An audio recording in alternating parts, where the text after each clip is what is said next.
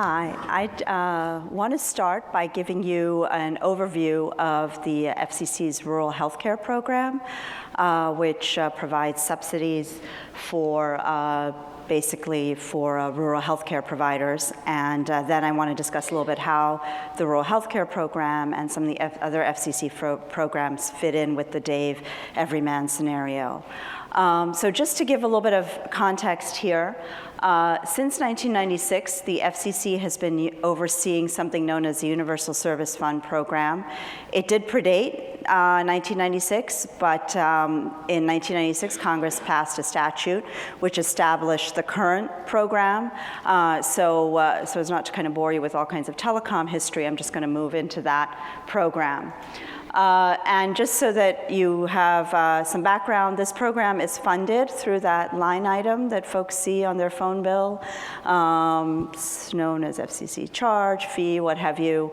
But this basically funds a $10 billion program that is used in different ways to defray the costs of phone and broadband service. So let me go through the sub-programs in the USF program briefly.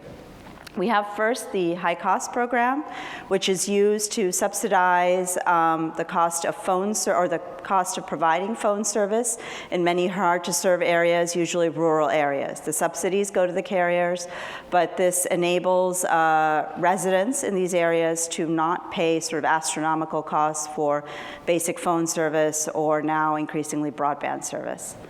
The second program is the Lifeline program. And that program is for low-income consumers. It defrays the cost of either phone service or now broadband for low-income consumers. The third program is the E-rate program, which is a subsidy for schools and libraries to either connect to phone service and now, again, increasingly broadband service. And the final program is the Rural Healthcare Program, which is used to subsidize the cost of phone service and, again, increasingly broadband for eligible, largely rural, but in some instances, as I'll discuss, also urban healthcare providers. This pie chart just gives some sense of the amount of money authorized in the last calendar year. So as you can see, the Rural Healthcare Program, $278 million was authorized. It is the smallest program. It's capped at $400 million. The others are larger, as you can pretty clearly see from the pie chart. So also, before going further, I just want to explain a little bit about what the Rural Healthcare Program does and doesn't do.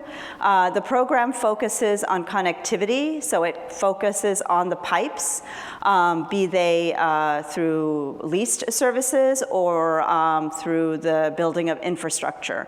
It does not focus on the regulatory status of the communications that go over the pipes. In other words, we do not look at whether these communications are HIPAA compliant, any privacy requirements. I think my colleague here, Cora Han, will talk to you more about some of those requirements. So again, a little bit of background. In 2010, pursuant to the in 2010, the FCC issued a national broadband plan, and in that it called for all of these USF or Universal Service Fund programs to be modernized. It's been an ongoing process. Modernization largely consisted of moving all the programs to providing subsidies for broadband connections, recognizing that this is really what's needed in today's world. So moving to the Rural Healthcare Program. The Rural Healthcare Program has 3 sub-programs. One is the new Healthcare Connect Fund program, which was established in 2012. And that is the program that promotes broadband connections and this consortia model, which I'll talk a little bit more about. We have a program called the Telecommunications Program, which is the second program there. That has been there since the 96 Act was implemented. And the way that works is that it funds for rural healthcare providers basically the differential between the rural and the urban rate. So in other words, the rural provider pays no more than the urban rate, and there's a scheme there for establishing what the urban rate is and for defining rural. rural, and then whatever the difference between the rural and the urban rate is something that's paid for by the USF program. We also, in the 2006 to 2007 timeframe, established a pilot program basically to see how we could promote broadband connections in this program and subsidize them. And one of the main kind of tenets of this pilot program was this consortia approach, where we basically tried to the program was premised on the idea that it would be subsidizing consortiums, and the consortia would consist of either multiple rural healthcare providers or also eligible urban healthcare providers. At the very end of this slide, I will have a slide up that shows which types of healthcare providers are eligible. The consortia, the pilot program was a huge success. We have here today some of our flagship pilot participants, UVA, Geisinger, others.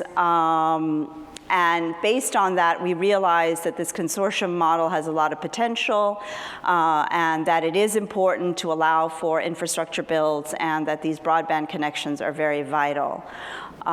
So the pilot program is now closed in the sense that it's no longer accepting new participants. Some pilot consortia continue to spend previously committed dollars, but now anybody who is interested in forming a similar consortium would apply to the Healthcare Connect Fund program. And I don't know if folks here had a chance to visit our booth.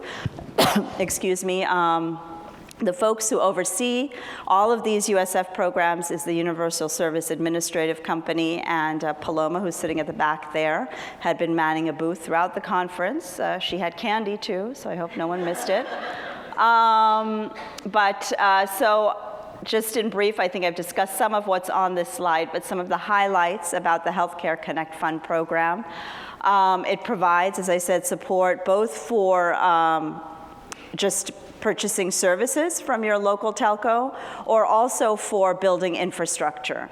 You may apply as a consortium, as a group, or individually. There are some benefits to applying as a consortium. There is a flat subsidy of 65%. The healthcare provider has to produce the balance of 35%. It covers both. If you're a consortium, you may also apply for an infrastructure build. And this is this point about the non-rural HCPs I want to go into, because that is important. If you're part of a consortium, you may have urban healthcare providers also participate in your consortium, as long as your consortium is majority rural. So this is really excuse me, the mechanism for rural healthcare providers to connect with urban specialists, teaching hospitals, what have you, and avail themselves of the benefits of these locations. And the program also provides for connections to off-site data centers. I've just kind of gone through some of these benefits, and I think for all of you, having spoken to many of you today, I'm sure you are well aware of the benefits of these kinds of connections, so I'm not going to read through this slide now. So this just provides a listing of what types of entities are eligible, and this list of entities comes straight from the 1996 Act. I'm just going to I'm actually going to move on to the next slide here, which shows a little bit about the kind of funding requests and disbursements in the last few years.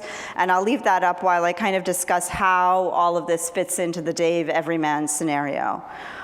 So as is probably apparent to all of you, the place where the rural healthcare program would most easily fit into the scenario is the time when he is in the ICU and being monitored by an urban specialist. That fits squarely within the type of work that is funded by the rural healthcare program. Telestroke, other types of things fall very much into that category. But I also want to discuss a little bit about how some of the other Universal Service Fund programs could help Dave, depending on where he lived and his kind of income bracket. So Dave does avail himself over time at home of various broadband services. He's looking at apps and so on. Maybe he lives in a remote area, and his provider has gotten a subsidy from the high-cost program to subsidize the deployment of broadband to his home. Maybe Dave is also a low-income individual. In that case, maybe his own phone bill is, some of the costs of that are defrayed by the low-income program, and he is choosing to get either wireless, if it's available, or wireline service through that, and his own phone bill, the cost of that might also be defrayed through the Lifeline program. So those are some areas in which the FCC's support, Universal Service Fund support mechanism would fit into this scenario. And I will turn it over to Sam.